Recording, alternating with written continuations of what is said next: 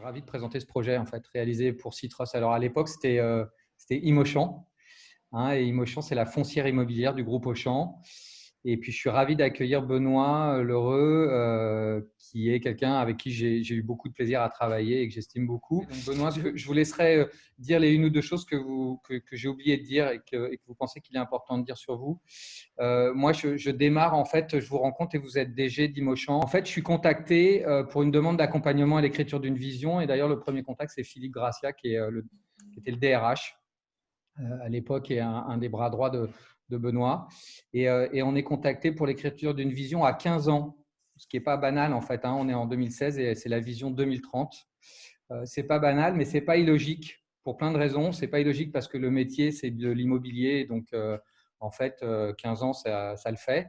Et puis, la finalité de la vision aussi, je comprends le contexte, et Benoît en reparlera, mais on est dans le moment de l'autonomie. Le, les deux filiales ou les deux sous-métiers que sont, sans que ce soit péjoratif, la banque et les foncières se séparent des hypermarchés pour vivre leur autonomie et pouvoir vivre leur croissance. Et donc là, il y a l'idée d'une sorte de libération et de possibilité de tout.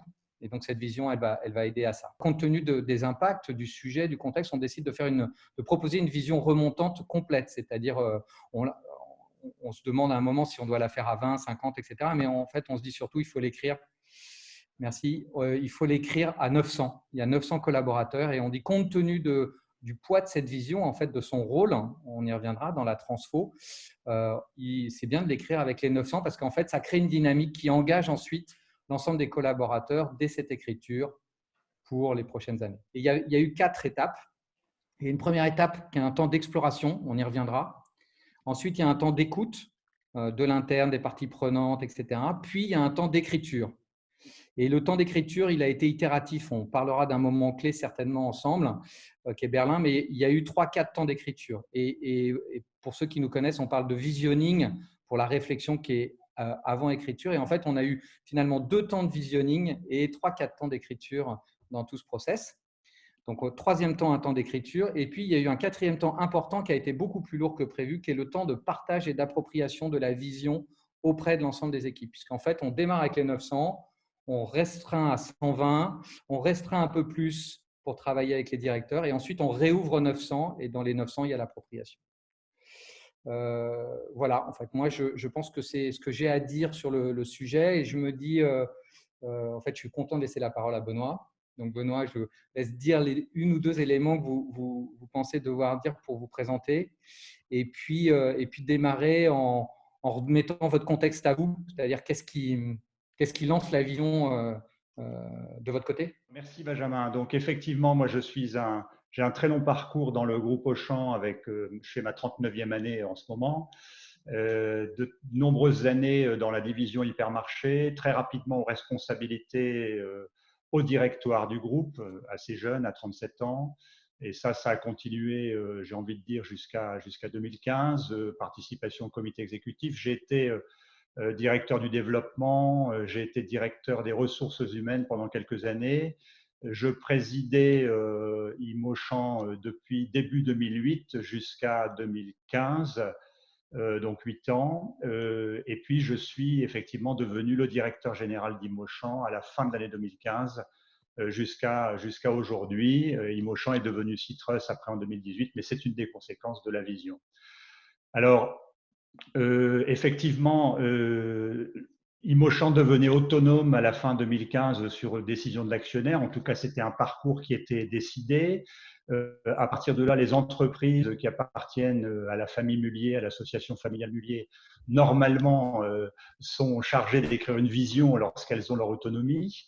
J'avais également un directeur des ressources humaines qui poussait fortement dans cette direction, Philippe Gracia, vous l'avez nommé, Benjamin. Et puis, j'avais également un de nos administrateurs de l'entreprise qui était un cadre supérieur du groupe ADO et qui avait été lui-même à la manœuvre pour l'écriture des visions chez Leroy Merlin France et des visions remontantes faites avec l'ensemble des équipes. Donc, un passionné de l'importance et de l'utilité de ce sujet. On l'avait comme administrateur et donc j'avoue qu'il a joué un rôle également pour pousser ça. Et puis moi-même, dans ma mission de DRH de groupe Auchan, j'avais écrit moi-même avec quelques personnes une vision pour l'ensemble du groupe Auchan, 300 000 personnes, hein, mais une vision descendante. Et je rêvais depuis très très très longtemps de faire autrement, de faire l'exercice d'une manière plus orthodoxe, en tout cas plus performante, avec une vision remontante. Alors en fait, j'avais posé cette question-là, pardon. Qu'est-ce qui a fait que vous nous avez choisis?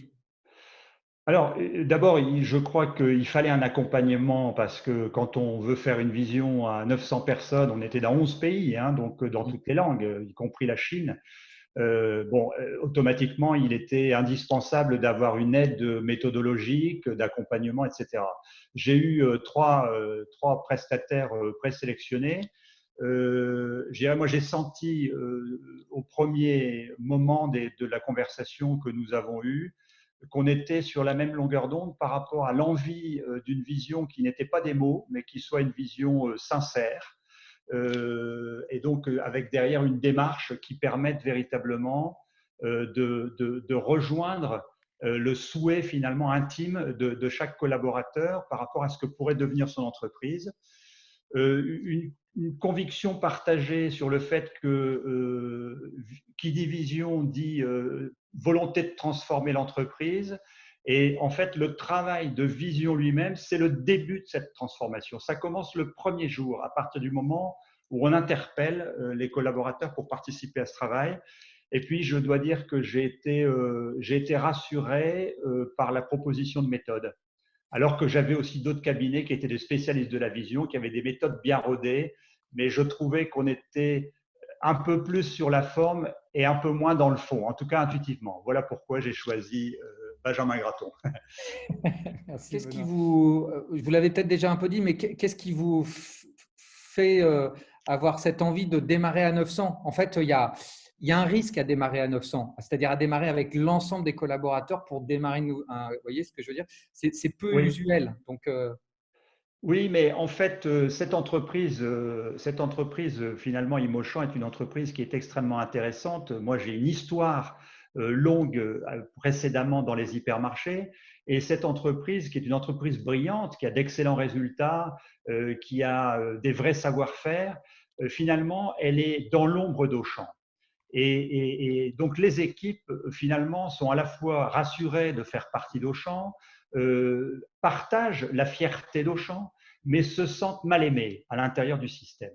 Et ça, c'est très fort parce que ces équipes, lorsqu'on les rencontre, elles s'expriment et elles disent, mais nous, on est formidable, on a plein de choses à dire, on a plein de choses à faire et on a des savoir-faire, on a de très bons résultats, on a un gros potentiel, notre contribution à l'ensemble du groupe Auchan est tout à fait importante, etc. Et moi, quand j'entends ces équipes-là, puisque dans ma manière de vivre mes responsabilités, j'ai toujours essayé de rester le plus possible en contact avec toutes les équipes de tout niveau et de base en particulier. J'y trouve d'ailleurs du plaisir, donc je le fais assez naturellement. J'entends ça très très fort. Et donc je me dis, mais ces gens-là ont un tas d'idées, ils ont envie de participer à la conduite de l'entreprise, ils ont envie de participer au destin de l'entreprise, ils ont envie de jouer un rôle sur l'écosystème, sur l'environnement qui va au-delà de la simple prestation professionnelle. Et donc, on peut compter sur eux. On peut compter sur eux. Et donc, on doit compter sur eux. Ce sera certainement extrêmement intéressant de recueillir cette énergie de la part de chaque personne. merci. Je me dis que c'est intéressant aussi de passer par les différentes étapes de la démarche et notamment cette première étape qui est l'exploration. Moi, je veux bien que vous me racontiez pourquoi elle vient et puis surtout les souvenirs que vous en avez en fait. Alors, cette première phase d'exploration est absolument essentielle. La tentation peut-être est d'en faire le sacrifice parce que on pense que finalement ce que les gens vont découvrir, ce sont peut-être des lieux communs, des choses que tout le monde sait, qu'on a tous dans nos lectures, qu'on entend dans les propos, dans les conversations qu'on a avec nos amis ou avec voilà. Et en réalité, on a la chance à ce moment-là. Moi, intuitivement, je sens que derrière l'exploration, il y a quelque chose qui va créer une libération des équipes sur le fait d'aller chercher des tendances, des mouvements, des signaux faibles, des ruptures qui sont en train de se préparer, des enjeux sur la planète, etc. Et je suis poussé par notre conseiller, le fameux du groupe ADO, qui insiste lorsqu'on fait la présentation de la méthode, de ce qu'on propose de faire, à notre conseil pour validation, j'ai envie de dire, hein, par rapport à ce qu'on propose dans cette démarche de vision, et qui nous dit, vous avez prévu un temps trop court sur l'exploration, puisque la grosse valeur ajoutée que vous allez avoir dans la mise en route de cette démarche, c'est les déclics que ces explorations vont créer auprès de vos équipes. C'est vraiment ce que les gens vont prendre en pleine figure et qui va donner une énergie de changement ou d'envie pour les uns et les autres qui va être beaucoup plus forte. Donc, vous avez prévu 3 semaines de temps, ben, il faut passer 2 mois ou 3 mois pour faire les choses correctement. Et on a accepté, moi j'ai suivi ce conseil parce que j'avais l'intuition que c'était très fort, et on a accepté de prolonger le timing de notre vision avec les budgets qui vont avec, etc. Ouais. Pour recueillir la totalité de la valeur de cette exploration. Alors, on a fixé effectivement des grands domaines. Alors, les grands domaines, c'est les nouveaux business, c'est les nouveaux modes de vie, c'est les nouveaux défis de la planète et de la société, c'est les nouveaux modes de travail. Et là-dedans, on a dit aux gens, vous vous positionnez sur un des grands domaines et vous allez chercher une conférence, un bouquin, une lecture, voilà, un lieu à visiter, quelque chose à découvrir, une entreprise à rencontrer, etc. Et vous mettez vos étonnements, vos questionnements, vos interrogations, vos conclusions sur une plateforme dans toutes les langues de l'entreprise et traduite en live, ce qui permet finalement à chacun d'aller lire et de comprendre ce que les Chinois ont découvert ou ce que les Ukrainiens ont fait. Voilà, donc cette partie-là, elle est formidable parce qu'elle nous a apporté une matière absolument incroyable et a donné envie à chaque personne. Il y a 850 personnes qui ont participé sur un peu plus de 900 et elle a donné envie à chaque personne vraiment de dire il faut bouger, il faut qu'on y aille. Vous vouliez faire la vision en 3 mois, on l'a fait en 6, si je fais un peu simple parce qu'il y a eu l'été au milieu. Et en fait, cette phase d'exploration, elle a duré 2-3 semaines. Et 15 jours après, on a lancé la phase d'écoute.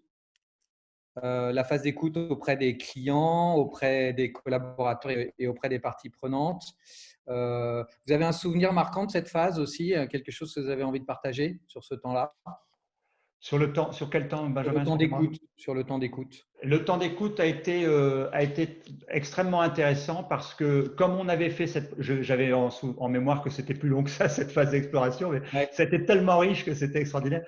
En fait, la phase d'écoute, elle a été très dynamique parce que on avait libéré les énergies avec la phase d'exploration. Et ça, c'est formidable. Mais les gens nous ont dit, en fait, ce qu'ils nous ont dit, on le savait déjà. Simplement, c'est eux qui l'ont dit. Et du coup, ça avait quand même une autre valeur. Ouais. Et alors, la phase d'écoute, il y a eu un extraordinaire travail de synthèse de votre équipe. Et c'est quelque chose que j'ai peut-être oublié de dire dans l'introduction, c'est qu'au-delà des 4 temps, il y a eu un temps transverse. Il y avait une équipe cœur de 5 personnes qui ont travaillé en communication, qui a été assez fort. Et pourquoi je rappelle ça, c'est parce que ce travail de synthèse de la phase d'écoute, elle a été utilisée pour la phase d'écriture et notamment pour ce moment qui est Berlin. Et je pense que c'est bien si vous nous racontez avec vos mots ce qu'on appelle Berlin. Oui, Berlin, ça a été un moment clou, j'ai envie de dire, de cette démarche vision. C'est vrai que j'avais une équipe formidable, Benjamin, vous avez raison de le rappeler, parce que finalement, moi, ça m'a permis peut-être d'avoir la meilleure posture possible. J'y reviendrai certainement, mais j'ai eu vraiment la possibilité dans toute cette démarche de complètement lâcher prise.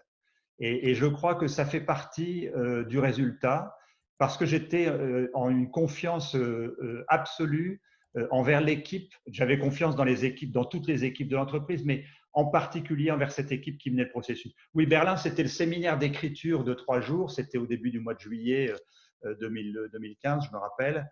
2016, pardon, et dans un lieu tout à fait exceptionnel, hein, à côté de la porte de Brandebourg, donc un lieu aussi chargé d'histoire.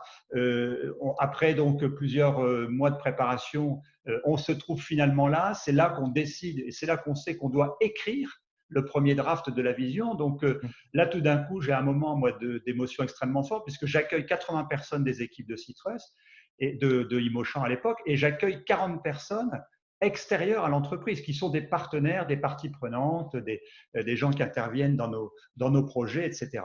Et là, j'ai devant moi toutes ces personnes qui sont toutes là en se disant c'est formidable, on va écrire la vision. Et là, je prends conscience, juste au moment de l'ouverture, de l'enjeu finalement. Et je suis arrivé là sans être préparé. Et je dois dire un mot d'accueil. Et pour la première fois de ma vie, alors que j'ai un certain bagou et une certaine habitude, je suis resté à un certain moment sans voix à cause de l'émotion. Et je crois que ça a été le début d'un moment formidable, puisqu'on a tous vécu une communion particulière, un moment où on savait qu'on était en train de changer le monde. Finalement, c'était ça qui était en train de se passer. Et on a réussi, grâce à une méthode sur 3 jours, à finalement faire participer 120, enfin 80 plus 40 personnes à l'écriture de quelque chose qui était presque déjà la vision et qui finalement satisfaisait tout le monde, c'est-à-dire répondait finalement à cette immense attente qu'on avait créée à travers l'exploration et le questionnement. Ouais, merci. J'ai besoin de dire que les parties prenantes, elles sont restées qu'une journée et demie sur les 3 jours, enfin sur les 2 jours et demi, C'est vrai. qu'elles ont participé à cette préécriture et à ce revisionning, mais que rien que ça, elles étaient, moi j'ai un souvenir d'elles, euh, d'un engagement assez incroyable parce que je les ai animées spécifiquement pendant une demi-journée. Donc, vous avez eu des retours de ces parties prenantes? Il y avait des gens du conseil, il y avait d'autres personnes. Vous vous rappelez de Oui, la on réaction? a eu des retours extrêmement positifs. La plupart des gens ont affirmé à chaud n'avoir jamais vécu ça. C'est-à-dire cette facilité de dialogue, cet engagement des équipes, l'envie pour les gens de participer à l'écriture de leur destin, l'attachement qui s'exprimait au fond derrière ça à l'entreprise elle-même, avec une petite pointe de jalousie chez un certain nombre d'entre eux. Et de fierté pour nous, c'est sûr. Ouais. Et sur, sur le partage, sur le quatrième étape, hein, ce partage qui était assez impressionnant, moi j'ai besoin que vous expliquiez ce que vous avez décidé de faire en fait. Oui, on a décidé, on a pris un petit peu les grands moyens. On a décidé de faire une émission de télévision en mondiovision. On a trouvé que ce qu'on avait vécu au niveau de Berlin à 80 personnes de l'entreprise était tellement formidable pour nous que ça constituait forcément une frustration importante pour tous les autres on avait organisé un lien tous les soirs. Il y avait un film qui était envoyé aux équipes avec des messages sympathiques, etc. Donc l'entreprise est restée connectée, mais malgré tout, on avait envie de redonner quelque chose à ceux qui n'avaient pas pu participer, un peu dans le même ton peut-être que ce qu'on avait fait à Berlin. Et du coup, on a décidé de faire une émission de télévision avec tout le monde en même temps. Et cette émission était organisée avec un question-réponse, une présentation, et puis aussi avec des séquences d'appropriation pays par pays qui étaient organisées juste derrière par les patrons des pays de plusieurs heures, en groupe, en sous-groupe, pour commenter, comprendre, questionner.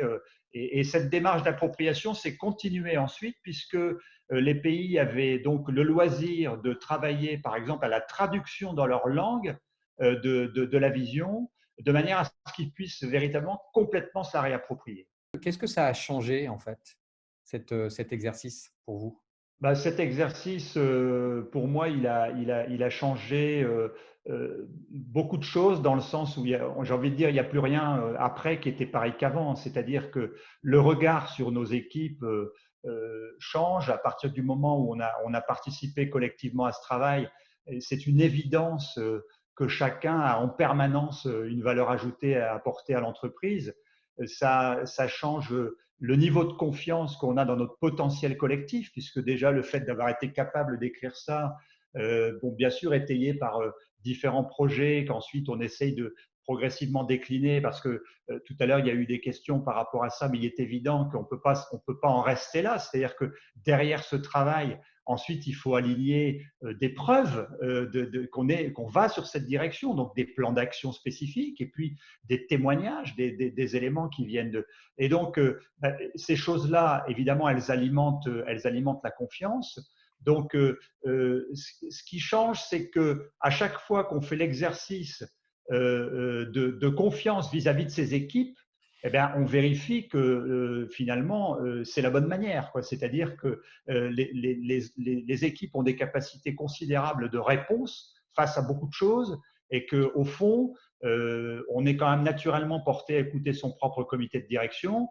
Si on est capable de faire en sorte d'élargir un petit peu cette écoute, on va déjà avoir des solutions qui se mettent en place de façon beaucoup plus rapide. Je me dis une double question, Benoît, c'est qu'est-ce que vous avez mis en place ensuite et sans doute de manière accélérée, mais à préciser. Ben, moi, je sais, mais j'ai besoin que vous le disiez en fait. Et puis, j'ai quand même une autre question. Avant qu'on parle de maintenant, c'est-à-dire à quoi ça sert aujourd'hui, moi, j'ai ce souvenir aussi des difficultés d'Auchan et donc de la relation que vous avez 1 an et demi après et comment vous gérez le fait que en fait, vous n'avez plus toutes les ressources que vous deviez avoir. Oui, Et alors quel impact effectivement, a la vision là-dedans? Est-ce que ça vous aide? Est-ce que c'est compliqué parce que les gens espéraient? Enfin voilà. oui, bien évidemment, le réflexe populaire, et sans que ce soit péjoratif par rapport à une vision, il est, les gens veulent voir en fait, les moyens donnés à l'entreprise correspondent à cette vision. Et souvent, les gens font le lien direct entre une capacité économique de faire déclenchée par cette vision qui va mettre l'entreprise à l'épreuve. C'est-à-dire que si j'ai un budget d'investissement de 100 millions d'euros, bah, face à une vision qui déploie une ambition beaucoup plus forte, les équipes qui chez nous sont majoritairement des cadres disent bah, il faudrait qu'on ait au moins 300 millions pour pouvoir faire 3 fois plus, puisque ce qu'on écrit, c'est 3 fois plus ambitieux. Donc, c'est beaucoup. En réalité, ce n'est pas tout à fait ça, c'est beaucoup plus subtil que ça, parce que la vision, elle embrasse une ambition quantitative, mais c'est surtout un chemin et une ambition de sens et une ambition qualitative. Et donc, cette ambition qualitative, nous avons vécu effectivement, par malchance, 2 ans après, mi-2018, l'actionnaire finalement a décidé de mettre un petit peu un stand-by à la continuation de l'autonomisation du métier immobilier par rapport à des difficultés que vivent les métiers du retail. Et dans ce contexte-là, la dette d'Imochan continue à être consolidée dans l'ensemble global Auchan. Et comme Auchan va moins bien, la problématique de dette revient un petit peu au premier plan. Du coup, moi, la capacité d'endettement supplémentaire que j'avais dans mon entreprise, qui était peu endettée au moment de l'autonomisation, elle m'est récupérée du jour au lendemain. Ce qui fait que cette capacité objective d'investissement supplémentaire que j'avais, qui m'aidait à écrire aussi une vision plus ambitieuse, plus diversifiée, parce que on ne l'a pas dit, mais Imochan, c'est une entreprise de centres commerciaux. Au moment où nous faisons cette vision, nous avons hors Chine près de 300 centres commerciaux qui sont autour de magasins Auchan et des parcs d'activités commerciales. Et dans cette vision, pour réaliser notre vision, qui est en réalité une vision dans laquelle nous décrétons que nous voulons relier les gens entre eux en créant des places qui soient intelligentes, qui soient durables et qui soient animées de manière à embellir la vie de tous les jours, eh bien, pour faire ça, créer ces lieux, on s'était dit, ben, on va aussi les diversifier. Et comme on était historiquement des investisseurs, eh bien, en augmentant nos capacités d'investissement, on allait investir plus large dans plus de choses, dans du bureau, dans du loisir, en faisant des programmes de logement, au-delà et en complément de nos centres commerciaux. Donc, quand on nous a coupé notre réserve supplémentaire d'investissement, mes équipes ont dit, mais la vision, c'est fini. Et là, on a refait l'exercice en disant, on a fait une lecture, on a refait des lectures en disant, mais non, on peut lier les gens, on peut embellir la vie de tous les jours, on peut créer des lieux qui soient intelligents, durables et animés sans mettre d'argent. On n'est pas obligé d'être investisseur. Et ça a été un petit peu le génie, je dirais, de cette vision, c'est qu'on a pu remettre très rapidement toute l'entreprise en énergie positive alors qu'on nous avait piqué la moitié de notre capacité d'endettement, ce qui était considérable. Hein. Donc, et ça, je dirais, c'est l'avantage d'avoir le bon niveau, bien évidemment, de la vision, ce qui n'empêche pas d'en faire une relecture dans le cas de la crise actuelle. Mais je peux déjà dire que dans la crise actuelle, cette vision reste totalement le bon phare longue portée, puisque créer des liens dans des lieux physiques aujourd'hui, mais demain, on va évidemment le faire en tenant compte des problématiques sanitaires, etc. Mais le besoin de lien, c'est un besoin intemporel. Et si nous, on est capable, nous, de créer des lieux qui créent des liens, qui créent des lieux, des lieux de joie, de rencontres, de bonheur, etc., d'apport de solutions par rapport à des citoyens d'une façon pertinente, ben, notre mission, elle est toujours bonne. Et donc, qu'est-ce qu'on peut faire d'autre? Et je vous assure que des moyens dans une entreprise comme la nôtre, on en a tout un tas qui peuvent se mettre au service de ça. Je m'enthousiasme, donc je ne m'arrête plus. Ouais, je vois ça, mais c'était vachement bien. Donc, moi, je voulais surtout pas vous couper. Je me disais, merci Benoît. Je me disais, j'avais envie de vous redemander, est-ce qu'il y a eu un moment où vous avez été inquiet pendant l'écriture de la vision? Et je dis ça parce que nous, on a passé 4 ou 5 mois ensemble et je n'étais pas en direct avec vous, j'étais avec vos équipes. Et il y a eu des moments de friction, il y a eu des moments difficiles de confrontation et assez logiques, ça ne peut pas être autrement. Et donc, moi, je veux savoir comment vous les avez vécus, en fait, ces moments-là. Moi, je n'ai jamais, absolument jamais été inquiet parce que j'avais vraiment confiance. Bon, j'avais confiance en vous, Benjamin. J'avais confiance dans l'équipe qui était à disposition de ce dispositif complet. Une équipe vraiment que je connaissais bien, avec des gens que je connaissais bien, des personnalités que je connaissais bien. Le seul risque que je prenais, c'est d'avoir peut-être une production de quelque chose qui soit un petit peu moins ambitieux que ce que j'avais en rêve. D'accord. C'était le seul risque. Mais je ne pouvais pas me tromper dans la direction compte tenu de tout ce qui était sorti des explorations. Je pouvais éventuellement peut-être décaler un peu le temps de la production. Non, le risque, il était après, c'est que l'entreprise ne switche pas de la beauté du discours vers la preuve de réalisation. Ouais. Et que je perde en route mes équipes si ces preuves arrivent trop tard. Et donc, je savais qu'il y aurait beaucoup de pédagogie à faire pour montrer les signaux faibles de progrès, de virages qui se prennent, de bonnes évolutions qui se font. Et c'est dans tous les domaines. Je ne l'ai pas dit, mais dans notre vision, on a écrit aussi des attitudes. L'attitude co, le co ensemble, l'attitude care, je prends soin de mon travail, je prends soin des autres, l'attitude innovative, donc je transforme, j'innove, etc. Et l'attitude committed, je suis engagé et j'ai une mission. On peut le vivre dans le quotidien d'entreprise. On n'a pas besoin de faire des projets pour ça. Ça peut être même dans notre run. Donc, il faut donc souligner aussi ces éléments de preuve.